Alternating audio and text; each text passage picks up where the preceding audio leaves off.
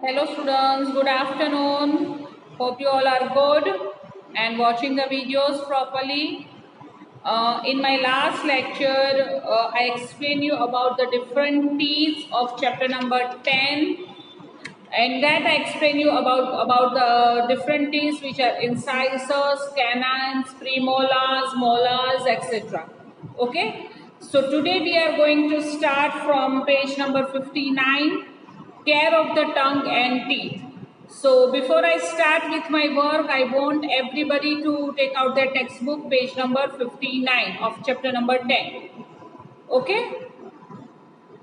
Sorry, we are going to start with how do tongue and teeth help us chew our food on page number 59. So before you start the video and understand the explanation, before that read that page properly, page number 59, read that page properly so you will able to understand this explanation more proper. Okay एक बार पूरा page पहले read कर लेना, फिर ही आप ये explanation का video देखना। आप यहाँ पे पॉज कर दो, पहले पूरा चैप्टर पूरा पेज रीड कर लो, उसके बाद आगे कंटिन्यू करना। ओके चलो let's start. How do tongue and teeth help us chew our food. आपको ये तो पता है ना कि जो भी हम फूड च्यू करते हैं वो किसकी हेल्प से करते हैं, हमारे टंग एंड हमारे टीथ की हेल्प से। हम जब भी माउथ में फूड रखते हैं तो हमारा टीथ एंड हमारी टंग होता है, वो हमें फूड को च्यू करने में, चबाने में हेल्पफुल होता है। और फिर वो फूड धीरे से, यहाँ पे हमारी फूड पाइप होती है। ओके दो पाइप होती है, एक विंड पाइप होती है जिससे हम विंड पाइप से, ये जो नोज के साथ करने से जिससे हम ब्रीथ कर सकते हैं, और दूसरी माउथ के साथ कनेक्ट होती है फूड पाइप, जिससे हमारा फूड सीधा स्टमक तक फूड पाइप से पहुंच जाता है।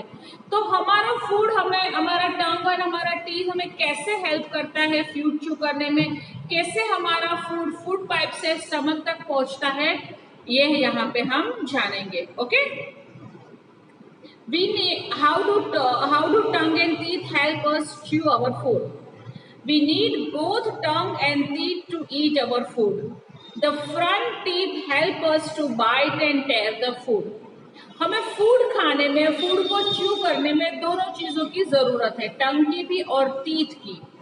हमारे जो फ्रंट के टीथ है, ये वाले टीथ, वो कुछ भी हमें बाइट करने में, बाइट करना मतलब तोड़ना, और या फिर टेर, तोड़ना या फिर चबाना, उसके लिए हमें हेल्पफुल होते हैं। While the front part of the tongue help us to eat by mixing the food with saliva and by moving it from side to side. और हमारी जो फ्रंट की टंग होती है, आगे की टंग होती है, वो हमें फूड को च्यू करने में हेल्पफुल करती है with the help of saliva. आप अभी जब भी देखोगे ना, तो हमारे मुंह में हमेशा वाटरी पार्ट रहता है ना, हमारा मुंह हमेशा गीला रहता है, और हमेशा अगर हम कहेंगे ना तो वो वाटरी पार्ट जो होता है वो होता है सलाइवा। इसको हम कहते हैं सलाइवा, जो हमें फूड को च्यू करने में, मिक्स करने में हेल्पफुल होते हैं। तो फ्रंट टीथ से सबसे पहले हम बाइट और टेयर करेंगे, उसके बाद हम फ्रंट टंग से सलाइवा की हेल्प से हमारे फूड को मिक्स करेंगे। ओके और फिर यहाँ पे साइड टू साइड से मिक्स, हमारा फूड मिक्स होता है। अब जब भी आप खाना खाओ ना, तब जब भी कोई बाइट लियो ना, हमारा फूड मुंह में होता है ना, तब देखना हमारा फूड है ना एकदम ग्राइंड, एकदम सॉफ्ट हो जाएगा। वो किसकी हेल्प से होता है? सलाइवा। जो वाटरी पार्ट हमारे मुंह के अंदर जो प्रेजेंट होता है, वो उसको हम कहते हैं सलाइवा, और इसकी मदद से हमारा फूड एकदम सॉफ्ट हो जाता है और अच्छे से मिक्स हो जाता है। Understood this much? Now, the tongue then pushes the food to our back teeth, which crush and grind the food. फिर हमारा जो फूड होता है ना, पहले हमने बाइट कर लिया और टेयर कर लिया आगे टीथ से, फिर हमारी टंग है ना, हमारे फूड को पीछे लेके जाती है। जो हमारे प्रीमोलार्स एंड मोलार्स होते हैं ना, वहां पे हमारा फूड हो जाता है, चला जाता है। वो फूड वहां पे ग्राइंड हो जाता है, क्रश हो जाता है, टूट जाता है ना।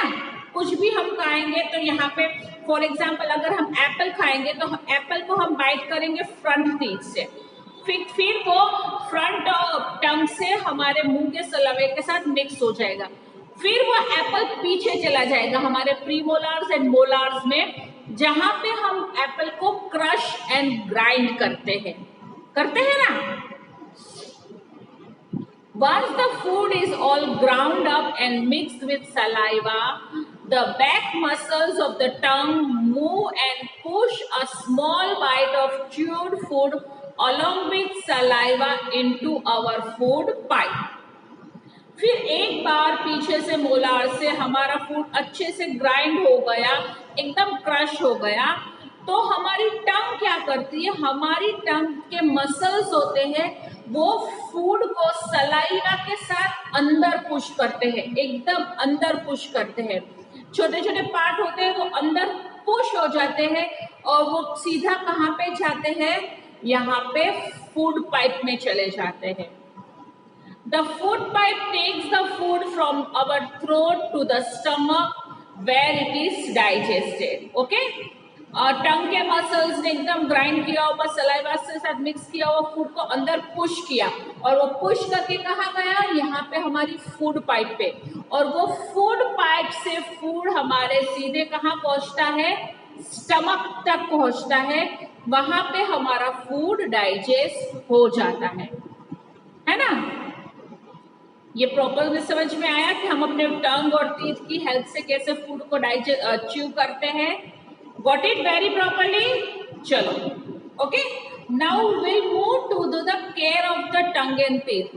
अब हमने समझ लिया कितने टीथ होते हैं, कि कैसी टंग होते हैं, टंग टेस्ट बड्स क्या होते हैं, हमारा फूड पाइप से स्टमक तक कैसे पहुंचता है, वो सब हमने जान लिया।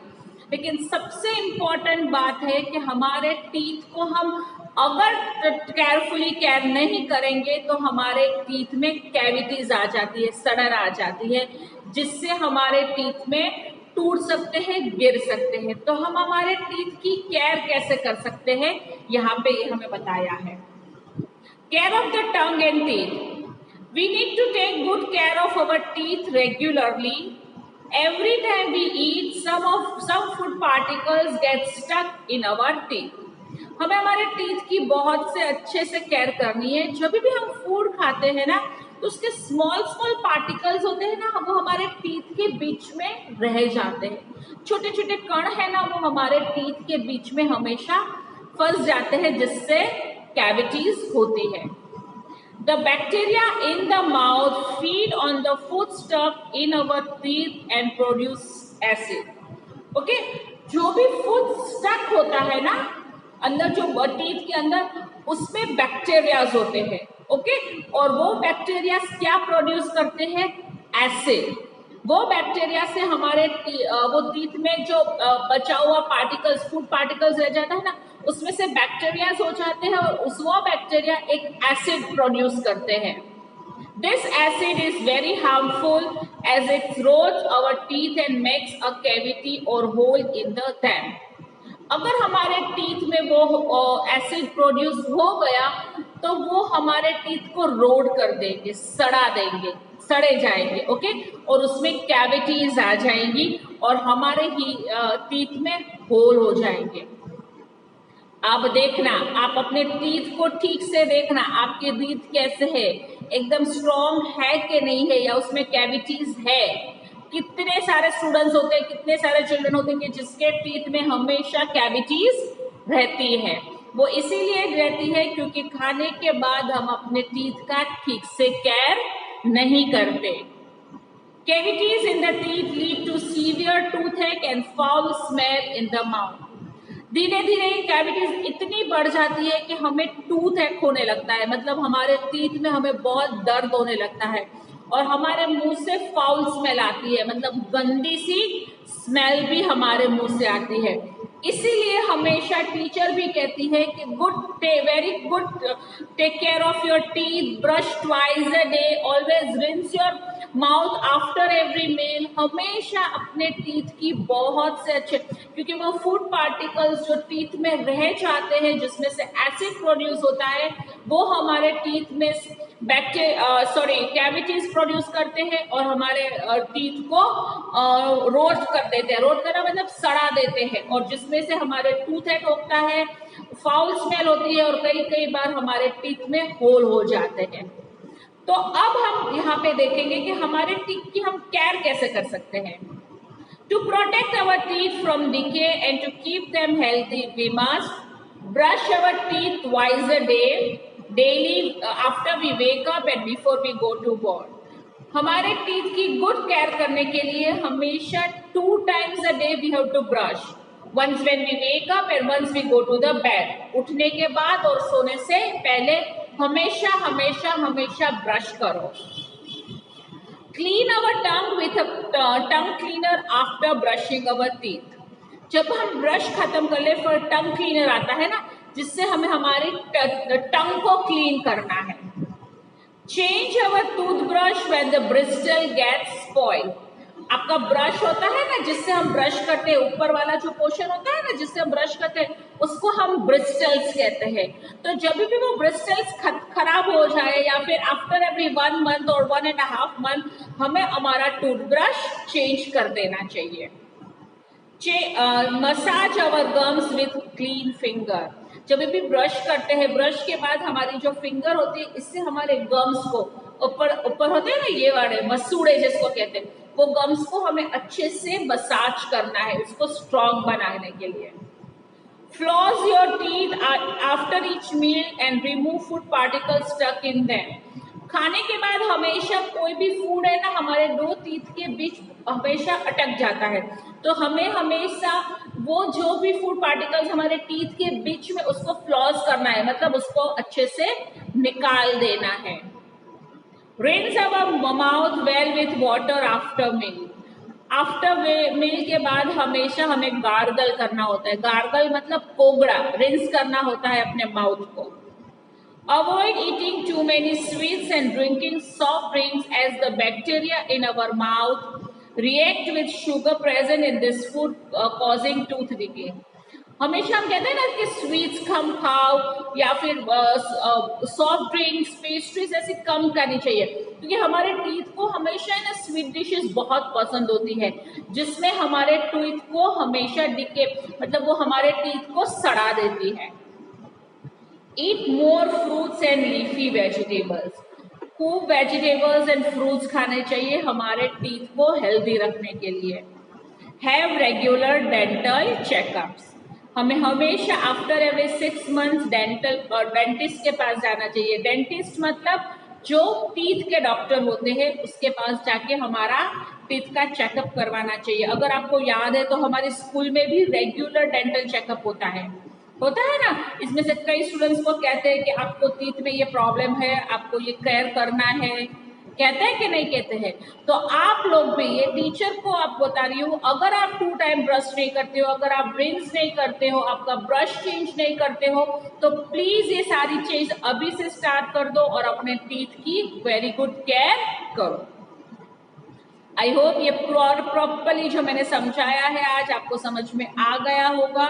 अगर फिर कुछ प्रॉब्लम है इसमें तो आप मुझे व्हाट्सएप पे पूछ सकते हैं। Understood? Chalo, I'll catch you again in the next period. Till then, bye bye.